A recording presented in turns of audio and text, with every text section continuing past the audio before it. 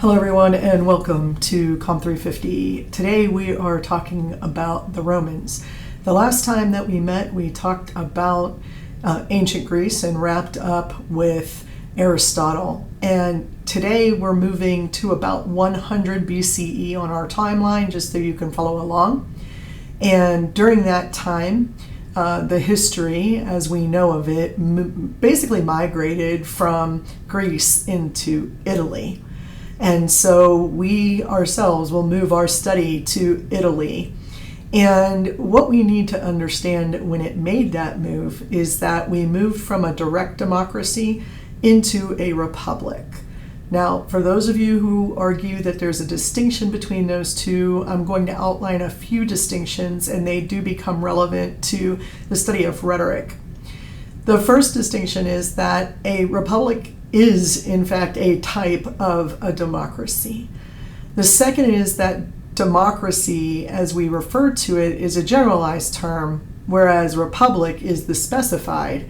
And the counterpart to republic would be direct democracy, which is, of course, when every citizen has a say in their ruling. Both of these democracies are based around the idea of decentralized power. That is, that the power is given to more of the people rather than the few. It is the kind of democracy we have today, representational as a republic. It's still the same thing that we have today. However, of course, back then we were talking about men who were landowners and from a certain background and had certain connections in order to qualify as being citizens. So what we're really talking about with the Roman Republic is a similar governmental system to what we have now, but not exactly the same. There were senators that basically represented and made laws, essentially. And having a multitude of senators who represent a multitude of other people, it was considered a decentralized power. That brings us to Mr. Cicero. Marcus Tullius Cicero was the next prominent, really, rhetorician that we get to. He is considered to be one of the greatest speakers of all times, although I don't know how we know that, except that Quintilian, who we'll talk about next week, actually said that Cicero was the best public speaker in history, which at that time, again, not that far into our written human history. The Republic, this decentralized power, what Cicero noted was that the more decentralized a power is, the more knowledge and information and therefore power that the citizens need. And they need to understand how the government communicates with its people. And so for Cicero, a decentralized government greatly increases the need for an understanding of rhetoric. A centralized government, like say a dictatorship or a monarchy that's a true monarchy, those don't really need citizens who understand how to go about knowing all the means of persuasion in any given instance, as Aristotle would say. Instead, you just have rules handed down to you, laws handed down to you, behaviors you're allowed to do and not allowed to do, and you're there, and nothing changes really. Whereas in a democracy, citizens participate. So for us, we vote. That's how we participate, and we elect our representatives, and those representatives go to the executive branch and represent us, supposedly, in government, so that we have a voice in what our government does. That leads me to a little maxim, if you will. The more decentralized a government, the greater the need for rhetoric. The more centralized a government, the less the need for rhetoric. So keep that in mind as we study Rome, because we're going to see a great shift in power between the Roman Republic and the Roman Empire. So Cicero was considered to be a great teacher, and he believed that everybody should be empowered through speech, essentially. So he wrote what we call the first public speaking textbook, if you will. That textbook he took from Aristotle's work. He organized Aristotle's work. He put it into a very specific way of thinking about rhetoric. Cicero believed, first and foremost, that if you were going to be trained in rhetoric, that you needed to be born with the talent and also practiced in this skill. And he said that really the education for rhetoric should start at birth. He makes some reference even to like the wet nurses should be able to speak appropriately and properly to around babies, because that's their experience with language the first time, and the babies need that in order to be able to develop a keen sense of rhetoric in order to be a good orator. So your education in rhetoric should begin at birth. And therefore, I think all of us who do like the goo goo, gaga, dada mama kind of stuff with babies are doing a great disservice if Cicero is right, because we're teaching them a language that doesn't make sense. And we don't allow them to have the experience of really great rhetoric just right when they're born. And so I don't know if Cicero really, can speak to that or not, but he basically, I think, is intending that the education in rhetoric should begin as soon as possible, so that the more you grow, the more you understand the power that you have.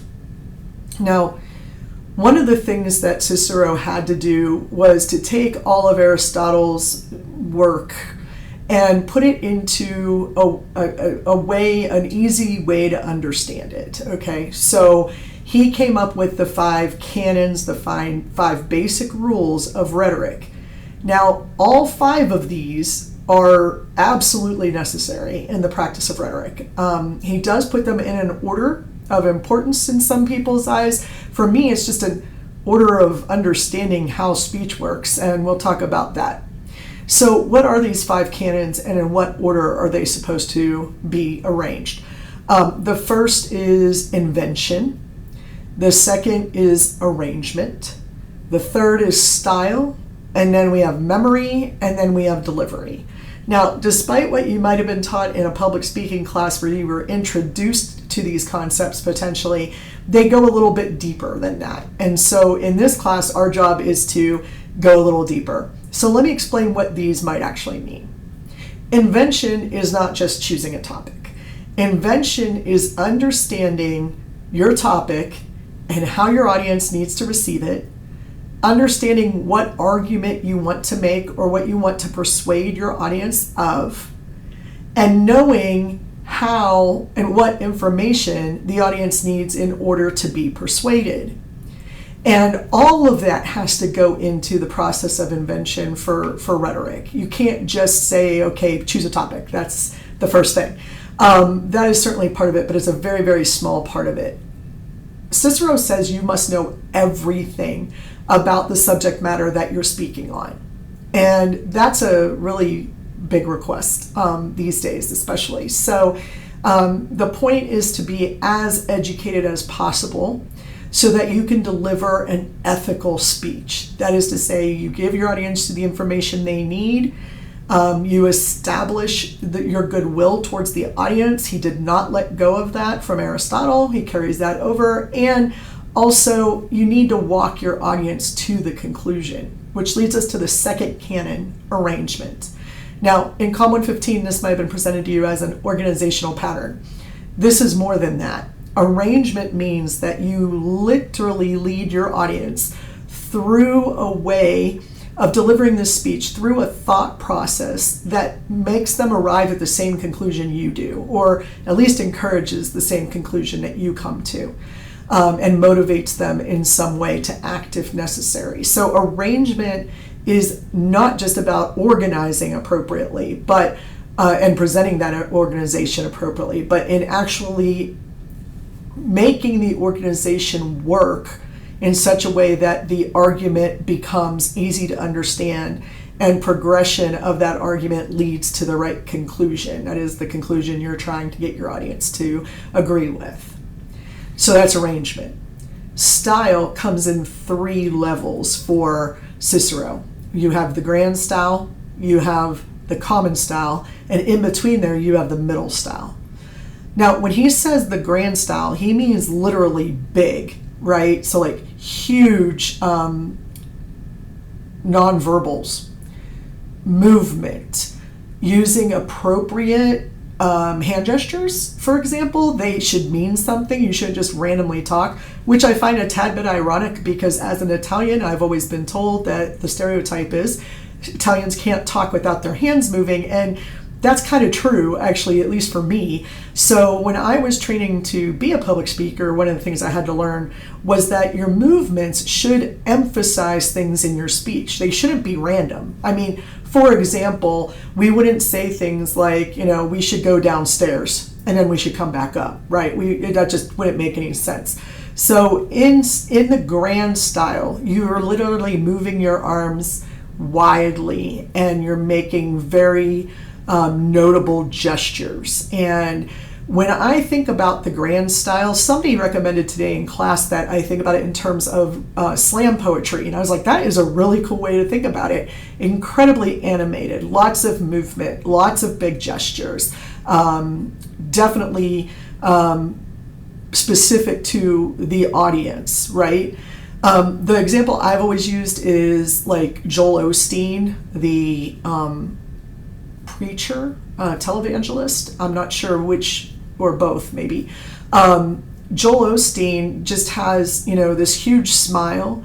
He doesn't use a podium. He walks around when he delivers his gospel. And he uses hand gestures that match what it is that he's saying. So that's the grand style. And what's important to note here is that the grand style is not always appropriate. The first thing you have to consider when you're considering style is your audience. In fact, at one point in the grand style, I believe, Cicero says that you should strip off your toga. And that would be really grand style, right? He must have been a very confident person. But the toga was also a choice and a part of style, that you should wear the appropriate one for the appropriate occasion, that was part of your rhetorical sort of ethos. Common style does not mean talking down to people or using rough, coarse language or not using any big words. Common meaning in everyday conversation, you might use this language, but you're giving a formal speech. So everyday conversation is not common style. Utilizing the tone of conversation, utilizing the language of conversation might be, but it is still a formal speech. So one of the people that I think about with common style a lot in formal speech is George W. Bush. A lot of people said, oh, I'd love to have a beer with that guy. And the question of whether or not you want to have a beer with the guy who's going to be president may be a different question, but when it comes to his style, I definitely can see wanting to sit down and have a beer with him. He's very relatable. There's a lot of things about him that I really would love to have a conversation with him sometimes. Do I want him in charge of the free world? I don't know, but he was for 8 years. So clearly there was something in that style that related to people who then voted him in as president back to back. The middle style, of course, occurs somewhere in between there. And somebody suggested to me that Barack Obama was a middle style. And I think I disagree. I think he's really much more of the grand style. He tried to elevate his audience a little bit. And while some people saw that as elitist, there were others who were like, thanks for talking to us like you're the president of the United States instead of the guy who's sitting at the bar with us, tossing peanuts. So there's some, question there on relatability and on what style Barack Obama used, President Obama used. You'll notice that whenever presidents give speeches, even Congress people, when they're standing on the floor of the Capitol, they are actually standing behind podiums. They're speaking to a camera more often than not, and very little to the audience. Grand style requires that you be moving around, that you be animated. And so I think a lot of political speeches are actually middle level style. Because they have to talk to the everyday citizen and relate to the everyday citizen while still being formal as, being in a position of leadership, whatever that is.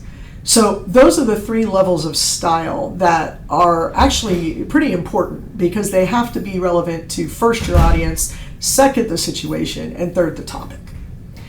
Then next comes memory. It's the one I always forget, which is ironic. But I want you to understand that memory does not mean memorizing your speech. Memory is about understanding what sort of cloud in the sky, points of reference, what is in our audience, in our memories that we can access.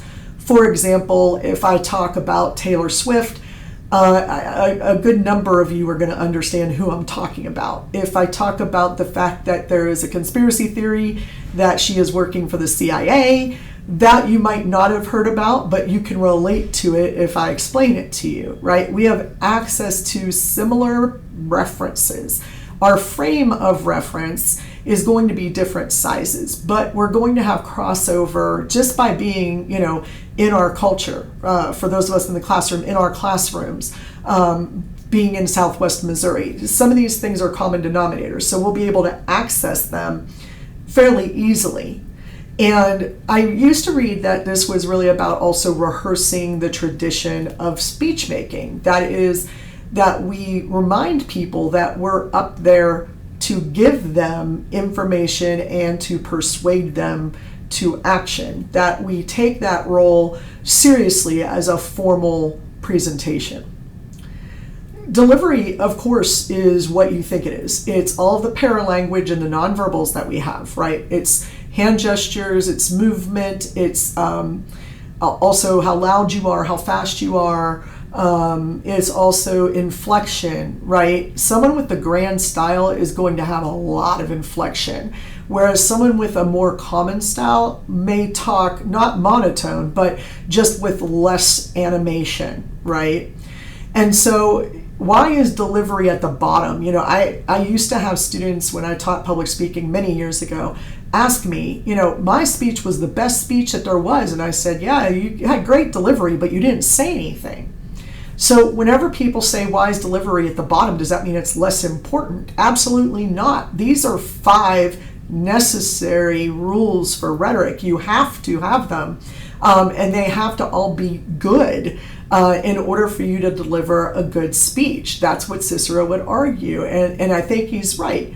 But how do you have delivery if you don't have invention, arrangement, style, and memory going into that delivery? So really, delivery really is about polishing and making sure that you are able to convey the message to your audience. So those are the 5 canons and how they're broken down just a little bit. Why is this important? Well, if Cicero is correct that the more decentralized a government, the greater the need for rhetoric, then we, living in a decentralized power, need to know how to practice rhetoric. And we also need to know how to listen to it when it's being delivered to us. So if someone's trying to persuade me to vote for them, I need to be able to understand how they're getting me to that conclusion, and if it makes logical sense or not, and if it's reasoned, and if they delivered the message in such a way that I could follow along with that. Now, some people would argue that the day Cicero died is the day the Republic died, and I'm going to explain to you why. So in this system, essentially, Cicero was one of the senators, right? And there were a bunch of other senators. And one of them had the brilliant suggestion that perhaps they should only have the most important senators. Like, there are people who are more important than others in the Senate. And this gets dangerous very quickly, as you will see. So there were 4 of them who were going to be ruling in some sort of quadrumvirate, I think. But ultimately, they got rid of one. And the one that they got rid of was Cicero. And one of the reasons why they say that Cicero had to go was because Cleopatra had warned Caesar that Cicero was dangerous. And why was Cicero dangerous? Because he wanted to give power to many people and not be, remember, Cleopatra was a queen, and Caesar wanted to be a ruler. And so what they did with Cicero was they killed him, and they cut off his hands, and they cut out his tongue, and they nailed them, depending on which historian you listen to either the entryway into the city or the entryway into the Senate. Either way, that's the story. Why his tongue and his hands? Because those were where his power lay. Okay, I think I said that right. That was where his power lies. There we go. And so it's important to know that Cicero, his power, as perceived by people like Cleopatra and Caesar and Antony and others, it was actually in his hands and in his tongue, in his ability to speak, in his ability to express what he wanted to express. And so that makes his textbook incredibly dangerous. And as we move into Quintilian next week, we're going to move out of the Roman Republic and into the Roman Empire. And as we do that, power becomes more and more centralized, right? Because we get 3 rulers and then we go down to 1, okay? And then, eventually it becomes the Holy Roman Empire, which we'll get to as well. But how is Quintilian going to possibly write about rhetoric in an empire without getting his tongue ripped out and his hands cut off? And we will be exploring that and what Quintilian has to say about Cicero next Tuesday. So I believe that I have you actually reading pieces from Quintilian's original work, and there's a reason for that. It should be relatively easy for you to understand and follow.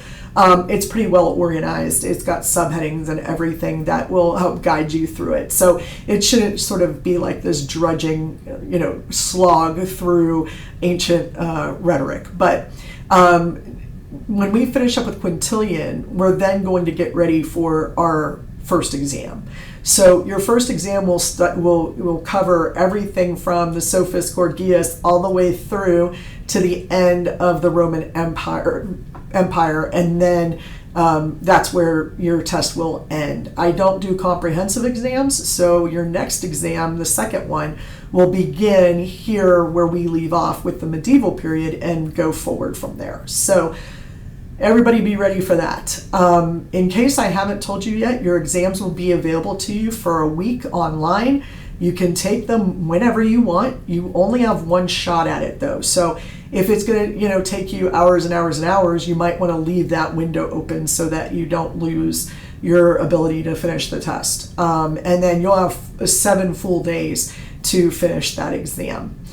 So do it when it's convenient for you and when you can give me the right answers. Because the one thing I don't want to do is know what you don't know. I only want to know what you know. So these tests are multiple choice and short answer, and they are to just make sure that you're able to follow the reading. And if you don't know an answer, that you're able to find it. So that's what we'll be doing next week. If you have any questions, let me know. I will look forward to seeing you then.